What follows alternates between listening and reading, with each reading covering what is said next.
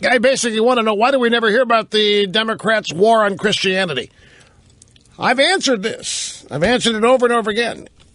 When I give you this answer, I'm not justifying the answer. I want you to understand I'm answering this as though you're asking a leftist activist. I'm telling you how they think. I'm not accepting it, so don't get confused. The reason why you don't hear about a war on Christianity is because that's not how they view it. They view Christianity as an evil majority. It's all, well, it's not all.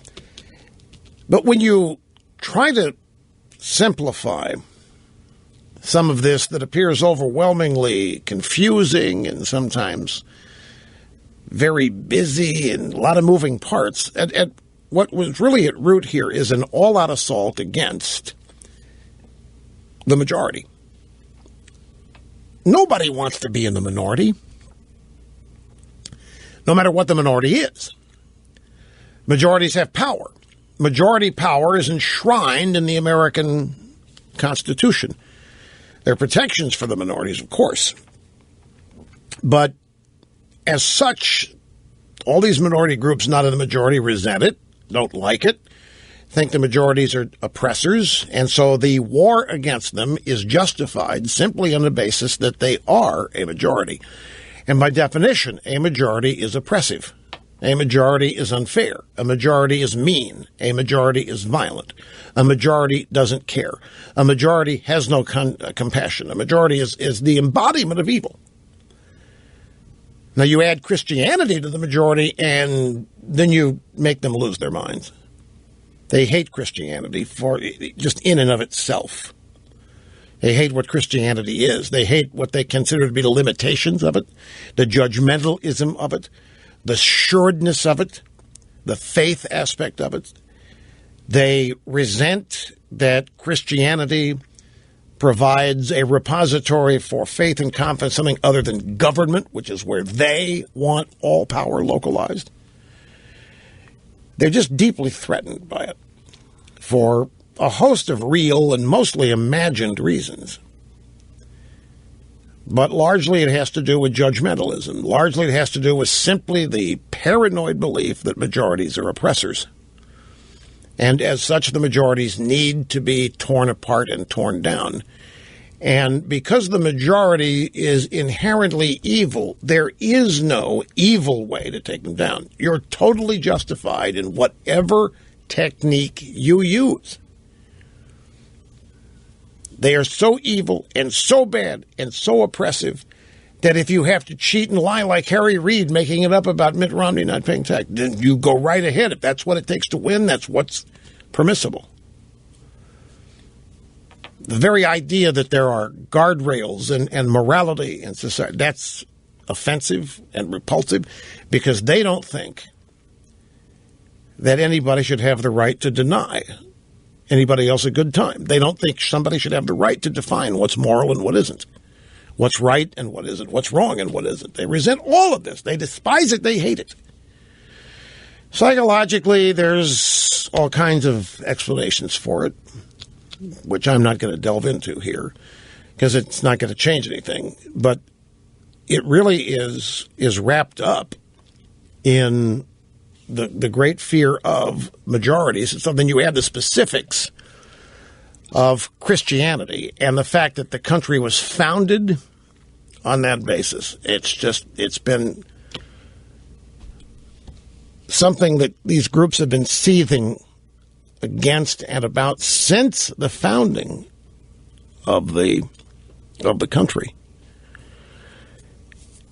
And they've been trying to chip away at it for decades.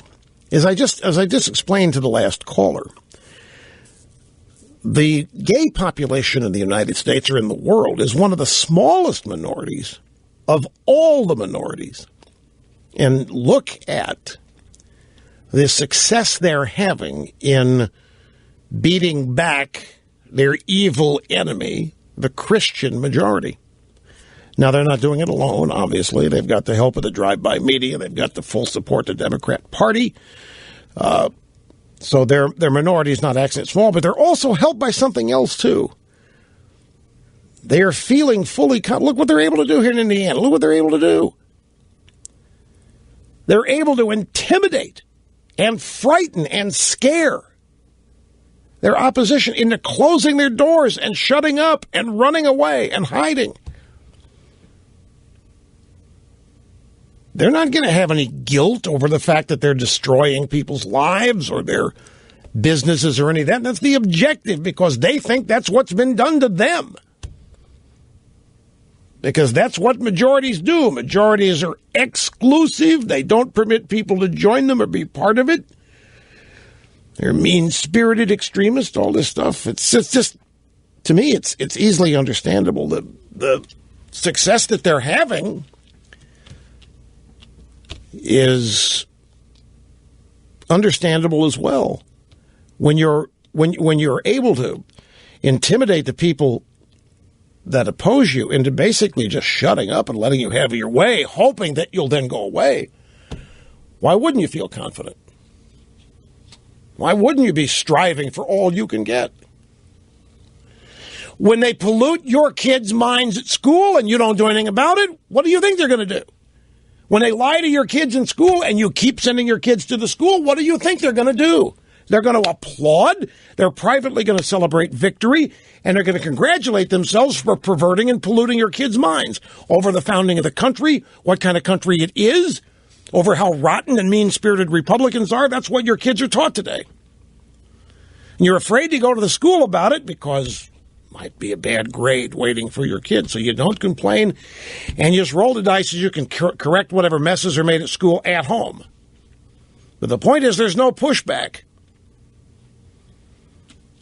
And if there's no pushback, I don't care who you are, you're going to keep pushing. If nobody's trying to stop you, you'll celebrate victory every day and then keep on pushing. Then when they come for the Boy Scouts, take over the Boy Scouts. Nobody says a word, fine. Then they go for the Girl Scouts, take over the Girl Scouts. They go for the Episcopal Church, take over that. Then they keep try to poison the Catholic Church, and there's no pushback. What do you expect is going to happen?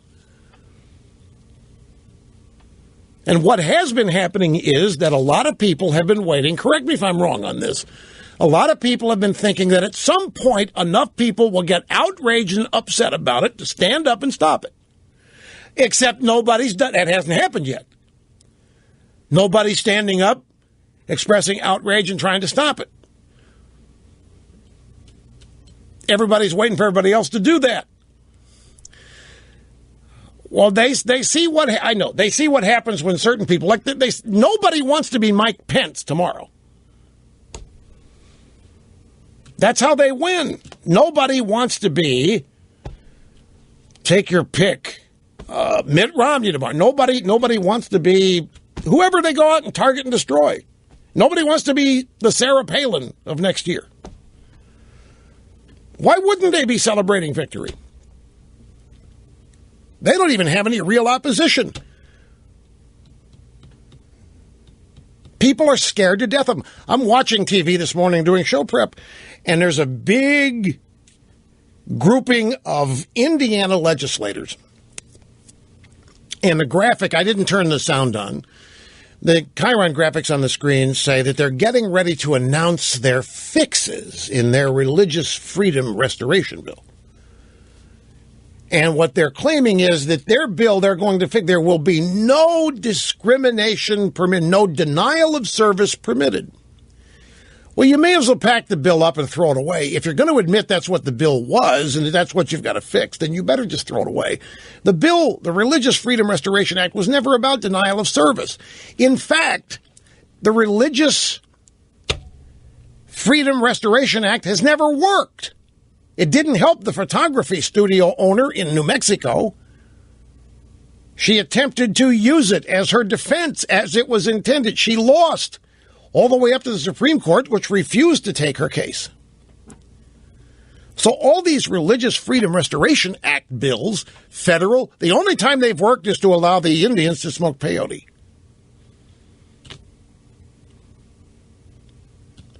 That's another reason why I don't understand the outrage. The Religious Freedom Restoration, they're in 30 states, but they're not effective. No gay has ever been discriminated against because of one. So they're not it's another indication it should tell you what this is and isn't about.